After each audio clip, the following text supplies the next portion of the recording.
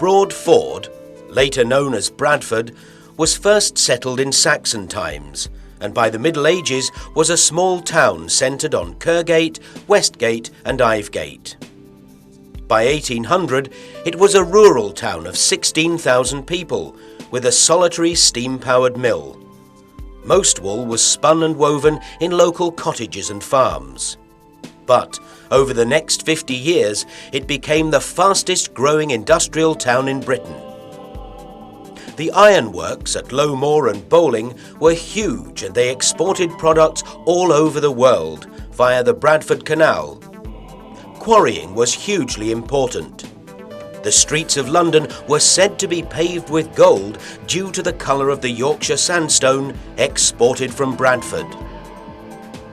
Industrialisation of textiles followed in the wake of coal, iron and stone, and by 1850 there were 129 mills and 175,000 people in the neighbourhood.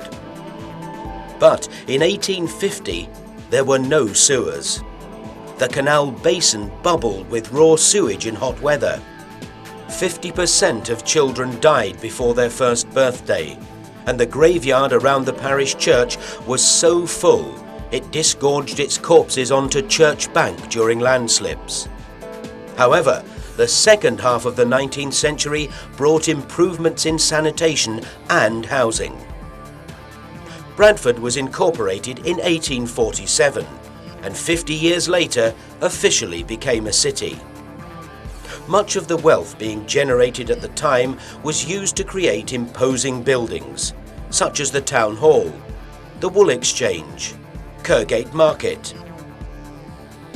A huge range of supporting industries, such as communications and financial services, evolved. The chemical industry supplied, among others, Ripley's Bowling Dye Works, the largest piece dye works in the world. The printing industry produced literature in dozens of languages that promoted Bradford products all over the world.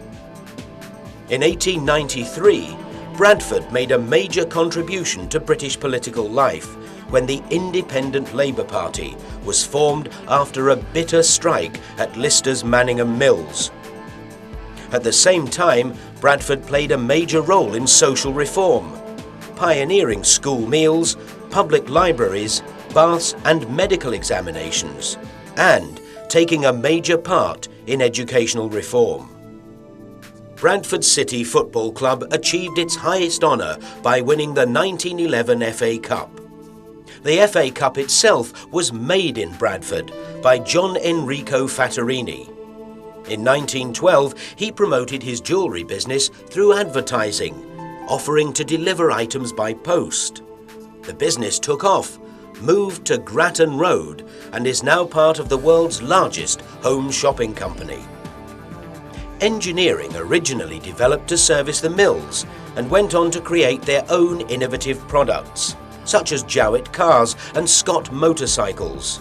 And most of the country's television sets were at one time made in Bradford by Baird's. On the 1st of July 1914, Bradford soldiers from the Prince of Wales' own West Yorkshire Regiment advanced to the German front line. In just one day's offensive, 515 of 775 soldiers were killed or injured. The Bradford Pals, as they became known, went on to see frontline service throughout the war. Since the 1760s, when Irish people first came to work here, the city has welcomed many nationalities. Most came for economic reasons, such as the European merchants who built Little Germany in the 19th century. Others arrived for political reasons, Jews fleeing anti-Semitism in Europe in the 1930s, or those displaced by the Second World War, such as the Poles, Ukrainians and Baltic nationals. The last significant group to arrive came in response to recruitment campaigns in the 1950s. Men from the Asian subcontinent came to work the newly introduced night shift in textile mills and were later joined by their families. Other, smaller groups include West Indians who came to staff the newly expanding health service and public transport system. In 1966, the University of Bradford was established and could trace its history through Bradford Technical School to the Mechanics Institute of 1832. David Hockney became one of the most famous artists in the world during the 1960s, becoming an icon of the era. He continues to produce highly acclaimed work and displays recent works in the 1853 Gallery in Saltaire. The 1970s continued the filmmaking tradition with The Railway Children and Yanks, both featuring the Keighley and Worth Valley Railway.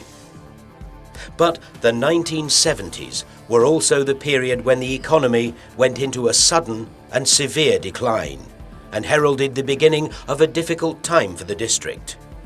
The city's dominant textile industries were hit by increased competition, new technologies and imports from low-wage economies. 63,000 jobs were lost in textiles and engineering, causing unemployment to rocket to 16%. In 1985, Bradford City were playing Lincoln City in front of a crowd of 10,000.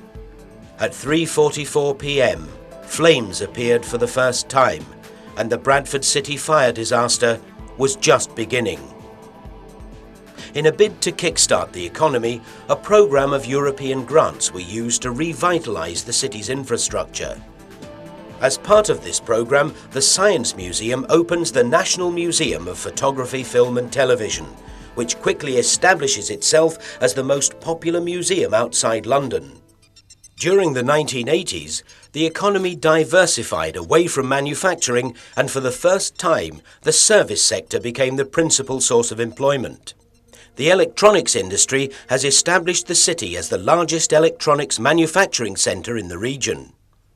Bradford has developed as a multicultural society, and nowhere is this more visible than during the annual Bradford Festival, which includes the Mela, Europe's largest gathering to celebrate Asian music, dance and culture. The 1990s finally see confidence return to the city. 60s developments are designated for demolition, as major new city centre developments are planned which will give the city an attractive new shopping centre. Major investments in the retail and leisure industries see new pubs and clubs opening to make Bradford the place to be for a good night out. These new architectural features will join the changing landscape, which includes traditional Yorkshire mills, modern office blocks and the golden domes of the district's many mosques. Movie star Pierce Brosnan reopens the National Museum of Photography, Film and Television after a £13 million refurbishment designed to keep it at the top of the list of Britain's best museums. The National Provincial Building Society is taken over by the Abbey National, who prove their confidence in the city by building a new headquarters here. Bradford Bulls, the rugby league team, achieved glory as finalists in the Challenge Cup in 1996 and 97, and were Super League champions in 97. Bradford City joined their winning ways by making it into the Premiership for the 99-2000 season. Whatever the future holds for Bradford, it rests upon the energy, vitality and enthusiasm of its people, and the strength and diversity of the multi-ethnic communities which make up the district.